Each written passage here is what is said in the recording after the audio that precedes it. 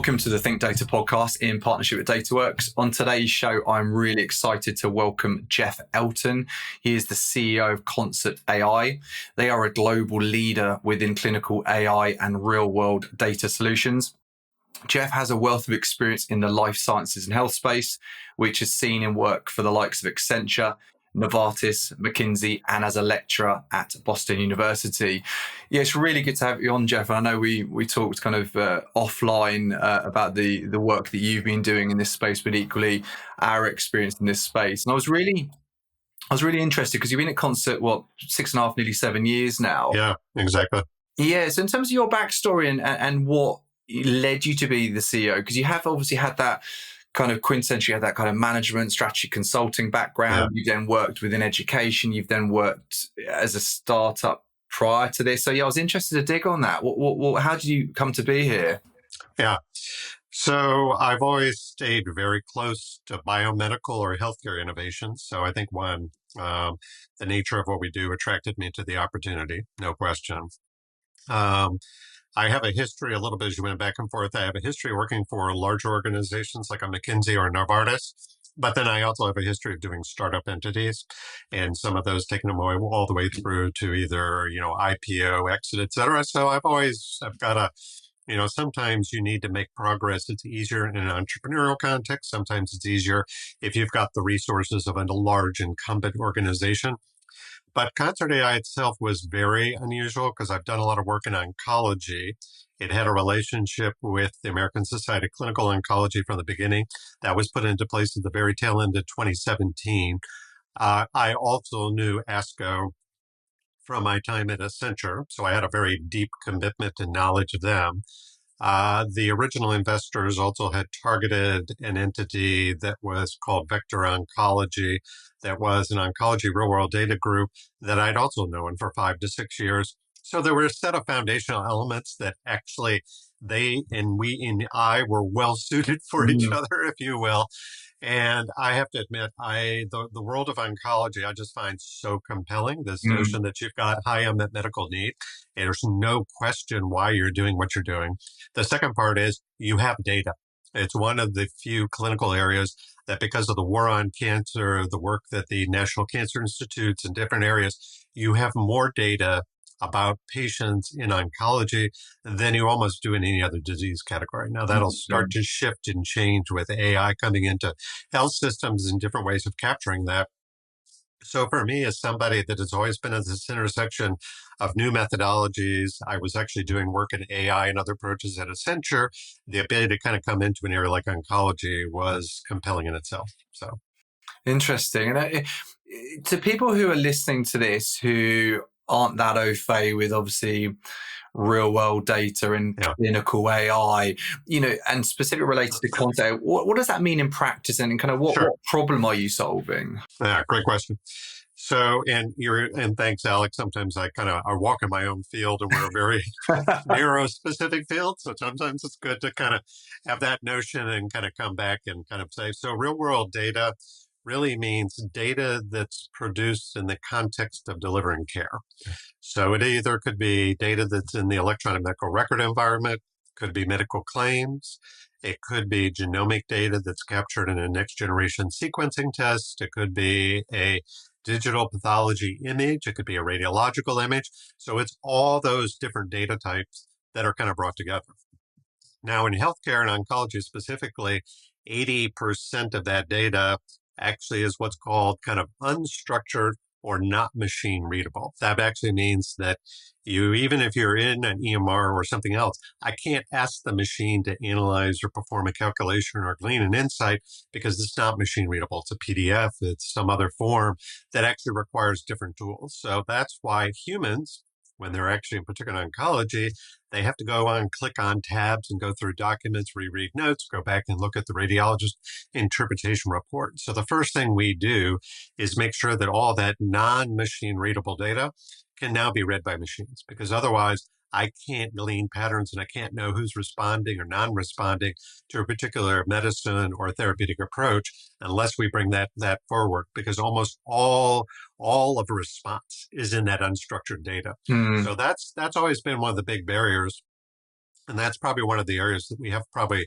not the, well, we probably have the deepest competence for actually advancing that and one of the largest scales that then allows us to look at even very rare disease states and get some meaningful insights around that. Interesting. Now, you obviously joined 6.5 years back, and you, as you said, there was a connection. You obviously knew the guys, and it was kind of it seemed like the right match. In terms of you joining, what were some of the first challenges you had to overcome over kind of the initial months and years? And if you looked back now, how do you describe that journey? Yeah.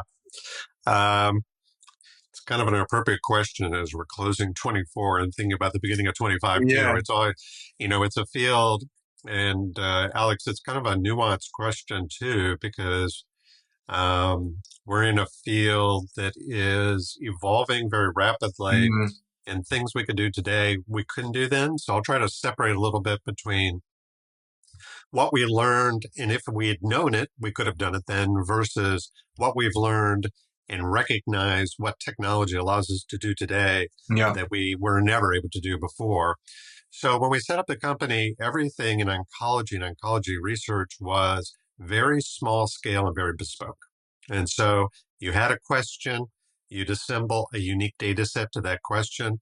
Oftentimes the data model, not to get too technically specific, was very unique to the study as opposed to a broader based, OMOP or generally accepted data model that others could kind of operate under. And so everything was very study based, and it was a series of high expertise projects. When we set up the company, we wanted to make more progress more quickly. In fact, in the first presentations we even made at investor conferences, we kind of said, it actually took about 50 years to reduce cancer deaths on a percentage basis, 20 to 30%. And so we're like, okay, 20 to 30% is significant. 50 years is too long. If we kind of indicated we wanted to kind of half that time or do, kind of almost an order of magnitude improvement in what those outcomes, what would that take?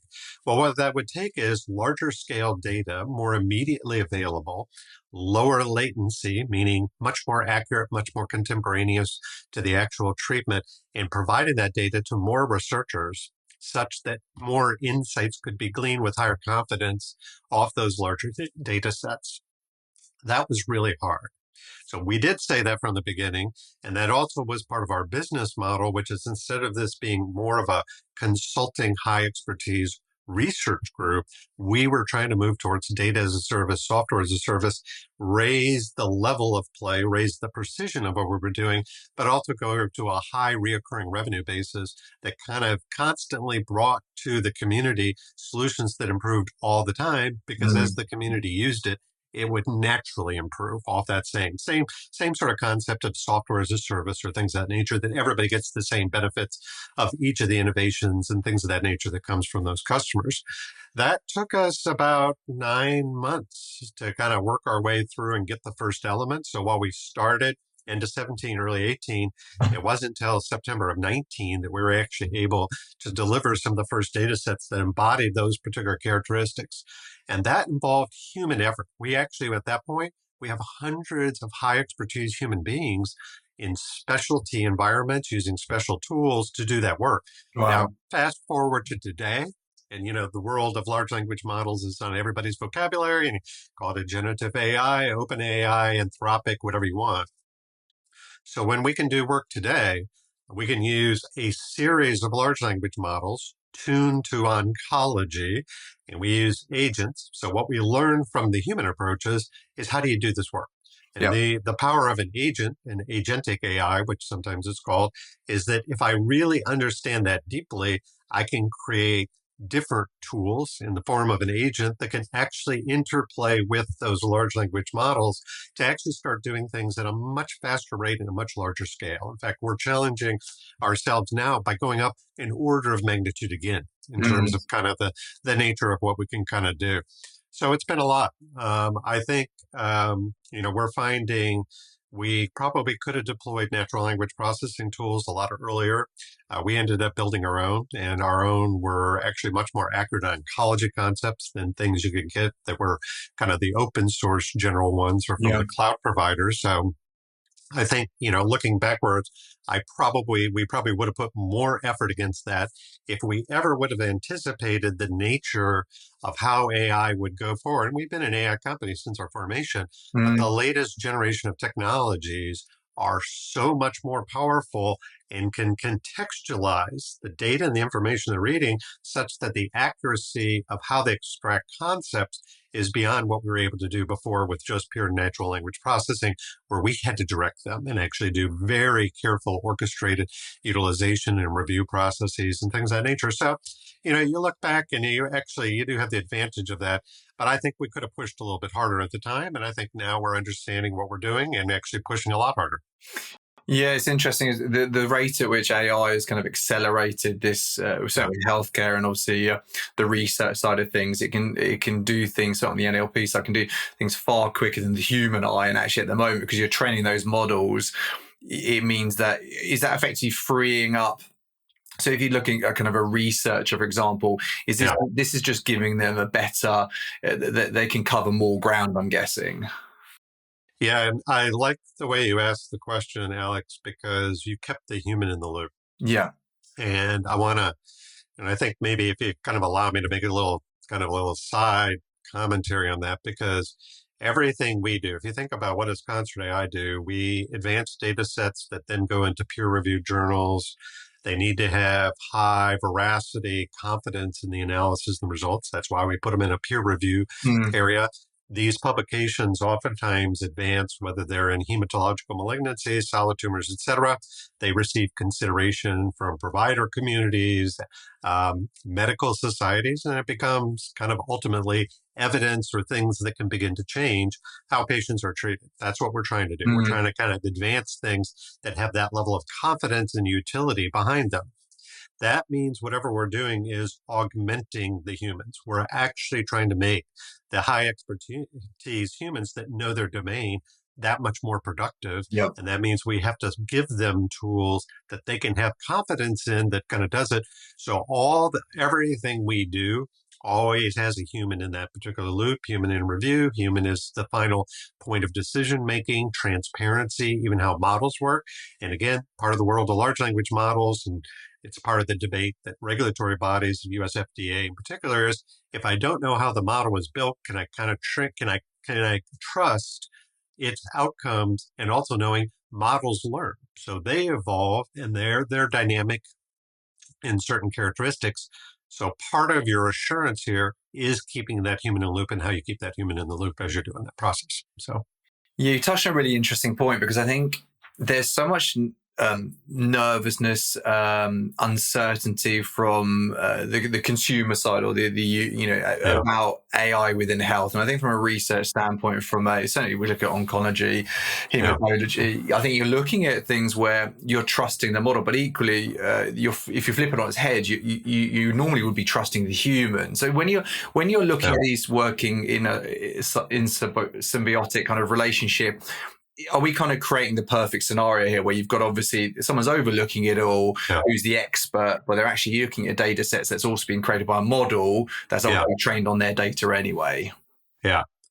Great question again. So just so that people kind of have an understanding of like who I am personally, I don't flip the on switch on every single aspect of AI in my personal life. Yeah. So because if it's a generic solution that's operating in a untuned, unconstrained, publicly available stack, et cetera, I have my own personal kind of, if you will, kind of watch over that and kind of surveillance on that. In the work we do, and it's being done in very narrow, specific context, we use concepts called anchoring, so that when a model starts doing, you actually kind of pin it down and say, always start here, so that you're actually controlling the accuracy, surveillance of the accuracy, and you're kind of pulling that human into it. The importance about the work we do in healthcare and oncology specifically, if you interviewed medical oncologists today, there's fewer graduating from med school. the number of patients they're taking care of is actually going up. So their need to have confidence that they're making the right decisions is actually they need tools like this. So they're putting the time in to make sure that we can mature them such that they have the confidence in them that they can kind of deploy them. Radiological imaging, same thing. Radiologists have always been known because they're tech-centric by nature of the work that they do. But there's fewer radiologists graduating from medical school, but there's actually an increase in imaging, and imaging requirements is kind of coming forward. So you take some of these clinical disciplines where they actually want AI to become an integral part of their particular workflows. That doesn't mean that they're not putting both a combination of a critical eye towards how is it built, what does it do, and how do I know I can have the confidence in it? But they're also kind of indicating these are going to be part of how we work and how we operate. So when we're in this particular community, we have super high engagement with the ultimate end users. They ask all the tough questions. We try to make sure we have huge transparency in how we evolve things. We actually publish everything in this area too. So at the last American Society of Clinical Oncology meeting, we published all the major models in our clinical trial solutions. And in fact, we will be at the NVIDIA GTC 25 meeting coming up next year, and we'll be publishing everything we do there too. So we try to make sure that this is high trust, that AI that's being deployed for really very worthy reasons that we actually need it to do. 100%. Yeah, I think the R&D piece is where we've seen this, huge acceleration of innovation, and that will only improve. And I'm interested to touch on kind of how does it not only feel, but what does it mean to be in charge of the world's largest kind of hematology and oncology data set? Because obviously you've got all this, this data at your disposal, and as you rightly said, you're regularly contributing to all of the publications, all the journals. What does it mean in practice? Right.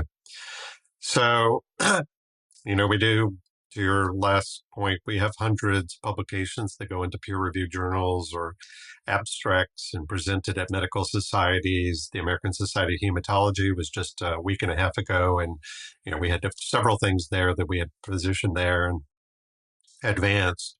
So first and foremost, we feel the privilege that the healthcare providers that we kind of work with have given to us. We have very specific agreements in place. It actually outlines the type of work and research that we do, and also outlines things we don't do with data. So we do view ourselves as being kind of privileged stewards of really very unusual data. And as privileged stewards, it doesn't mean I'm a very strong believer that data that actually is not used and doesn't generate insights really doesn't have value. And so our job really is to make sure that we are taking that scale and that scope, asking probably some of the rigorous, most difficult to address questions, actually going after cancers that have proven resistant to current treatment, understand why is that resistance. That's why we actually have exome and transcriptomes to kind of get into that and understand where did that resistance get acquired, because ostensibly the patient looks like they should be responsive to that. So it's actually both a combination of the nature of how we use, the nature of the questions we address it, the speed with which we try to operate on that.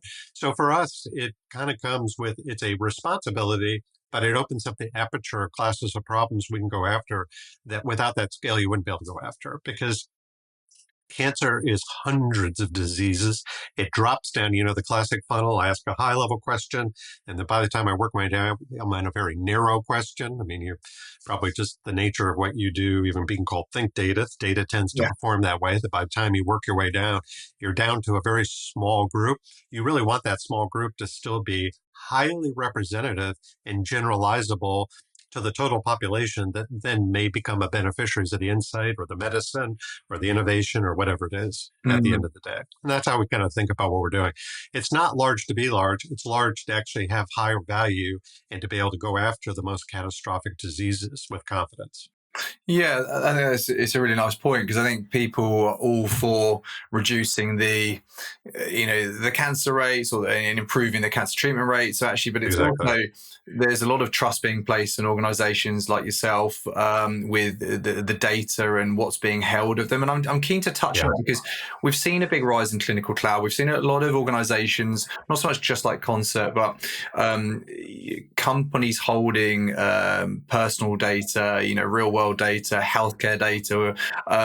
What are some of the considerations other leaders should be aware of? Because there is a big push on this, but equally that comes with its own security, the privacy, the knowledge. Sure. What are your thoughts on that? Right. So we operate within the parameters that the healthcare providers indicate that they have. Okay. And kind of with whatever consent and infrastructure they got with the patients that they're responsible for.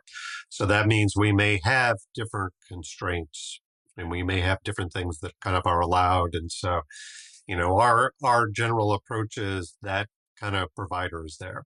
You said a couple things, and you could imagine just because, bizarrely, and there's, people in the world that are bad actors and have nefarious intent on data, and healthcare providers have been held up by ransomware and stuff, which I just feel is like, this is like one of the worst things you can possibly do is shut down a healthcare provider through a ransomware thing. But so we do have probably some of the best security you could imagine. We try to avoid even going over the internet and kind of do direct connections through infrastructure such that we're not opening up things as possible. And it's probably just out of abundance of caution and prudence. I won't describe our technical architecture for how we do that, but it's, we do a lot. And as you would imagine, everything's encrypted and everything else at one point, and unidirectional piping and things of that nature. So you do have to do that. It's something you have to do in this world. And it's something where we actually recognize those responsibilities in addition to this.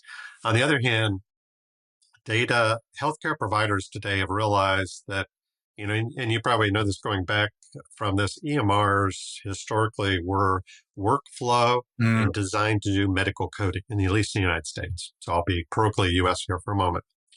So that means what they're designed to do is make sure people got paid and get people scheduled to kind of go through the workflow of a hospital system.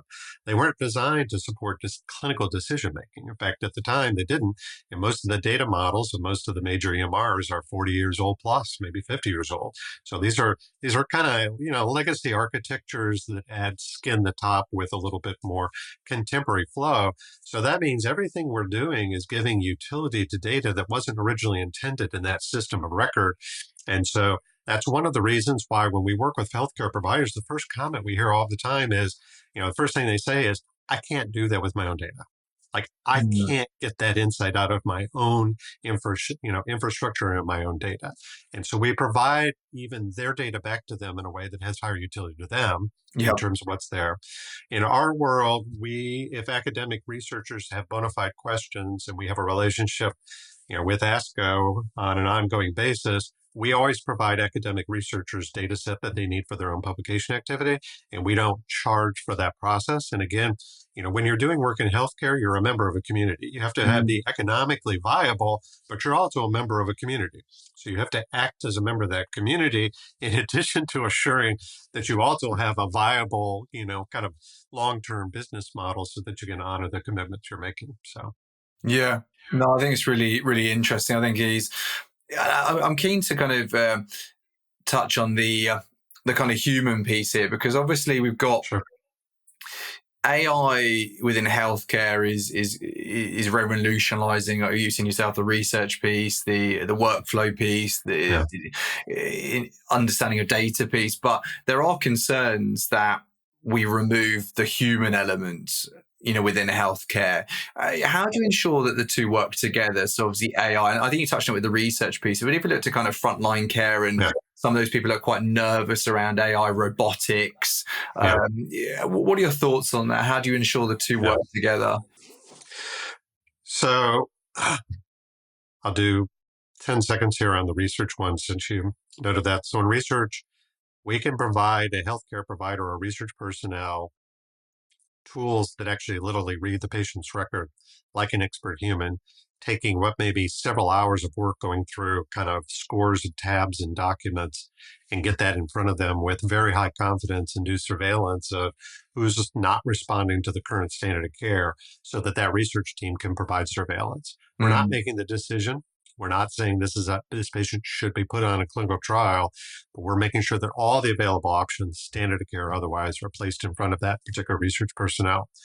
that same concept, I think, actually needs to kind of come through the rest of kind of workflows, which is you're providing a view as to, is a patient likely is responding, non-responding? Is there diagnostic activity that would have changed how you would have selected a standard of care treatment and placed them on that? When they're placed on that, what's the range of different outcomes that may come forward? People are now starting to think about even creating standard of care digital twins to say, when I do this, I'm expecting this to be the following response. Am I seeing that? And if I'm not seeing that, can I understand why I'm not seeing that? And is it time to discontinue and do something else? And again, as you're kind of going through this, I think actually what's really important is that the AI solution should be capturing data, making data more present, more available, lowering the latency of all that data. So it's very, very timely, but it actually should be supporting bringing together the insights and the predictions that in turn make that clinical personnel, whatever they are, be able to work at the very top of their licensure, be a lot more precise, a lot more complete, and even be able to explain that to the patient. Explainability to that individual, but explainability over to the patient. Now, in a remote setting, things like heart failure and a few others, I think you're going to find, AI itself can be a very valuable companion. Again, it's not going to make the decision, but because you've got a multifaceted disease where these people have cardiovascular problems, respiratory problems, pulmonary problems, metabolic problems, confluence of the factors can lead to an acute event. And you want to avoid the acute event. I actually think that's where, as we think about even elder care and kind of taking care of people, when it's placed in the right setting, it can actually improve and give clinicians more confidence and actually be part of the relationship, not getting rid of the relationship, but actually enabling a relationship in ways that they couldn't afford to do because they wouldn't have the communication infrastructure and the data infrastructure to do that. So again, maybe I'm on the more positive part, but it's actually to the clinical communities as well as the technical communities to define those use cases and advance those in the way that those characteristics kind of come together, as opposed to it's automatronic in some respect. Yeah, and you touched on something earlier about obviously the amount of people, cardiologists, the radiologists, they're declining in terms of the amount of people graduating with that, and equally within the US specifically, there's a real staffing issue. So actually, if AI can help communicate better, speed up processes quicker, then ultimately that's going to feed down to the patient, isn't it? Absolutely. And so, Alex, for us, right now, as you can imagine, these are high investments to make.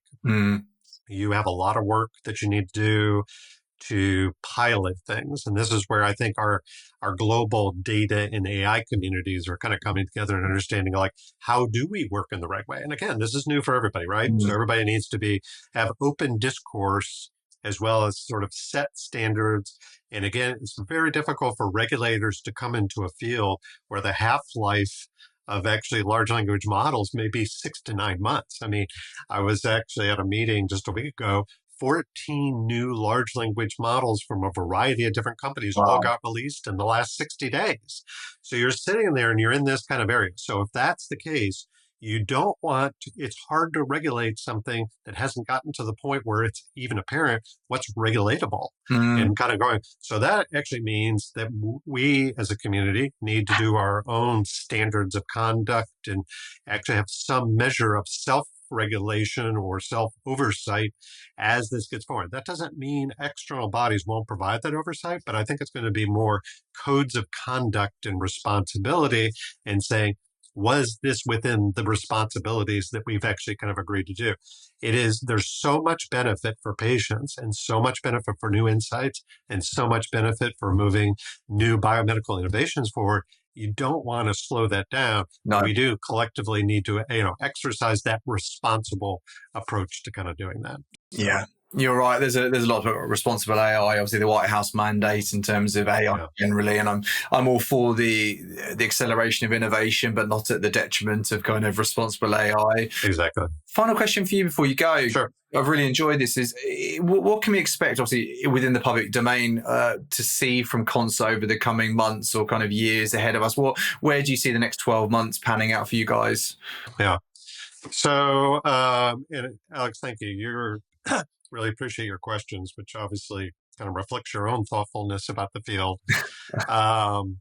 So for us right now, we're kind of moving to a larger scale, as we talked about before. So this notion of, we used to make insights off of hundreds of thousands of individual patient records. That's going to move, even in the course of the next few months, to millions of records. We used to have things where, quarterly and monthly, we would begin to see different aspects. That's going to move down to weekly and daily. Some of this we'll be announcing even in first quarter. You'll see more decision augmentation solutions coming into the healthcare provider community in a very collaborative model. So we have one of our divisions called 𝐟𝐨𝐫𝐿, which does work in radiological interpretation. It's in 2,000 hospitals today. That's going to continue to grow, and they'll do, more decision augmentation. We're doing the same thing in the work we do with an entity called CancerLink that was founded by ASCO, and then it's now a ConcertAI initiative where we have 100 healthcare providers, academic regional health system providers. Our first decision augmentation for precision oncology solutions are kind of going through. They've been in a pilot program, so those will kind of move off. Our research solutions are going to be adopted into the workflow of hundreds of different clinical sites in the United States. So it's about taking a lot of the work we started in that first 5 to 6 years, but now bringing it to a different scale in a different utility and kind of moving up to a higher level. We now have pharma and biopharma that are using our tools for the main part of their research infrastructure. And so we're really excited about doing that particular work. And you're going to see a lot we're doing in translational medicine. In fact, Alex, if you wanted to do a follow-up, this notion that we now have AI discovery, well, there is no then translation about how do you take that into the clinic. AI discovery is improving productivity by 30-40%. So we're taking all of our data now of human models of disease, and we can take the AI discovery, match that, and through advanced digital twin and other technologies, start changing how we do all the early stage innovations of the biomedical pipeline. That's an area that we're super excited about. Wow. It'll go from being an attrition model to really kind of an insight-informed kind of model, which we think will change how that actually takes place altogether. So, not much then. Not much. No. It's continuous, not discontinuous from our own history, but yeah.